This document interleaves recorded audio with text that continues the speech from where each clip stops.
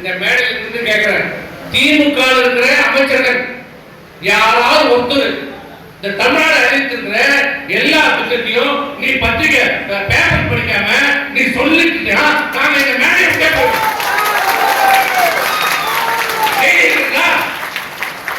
சொல்ல முடியுமா? நீங்க இந்த 5 ஆண்டு காலத்துல இந்த திட்டங்களுக்கு வைத்த பெயரை 10 பேப்பரை படிக்காமல் படிக்க முடியுமா? முதலமைச்சர் முடியுமா?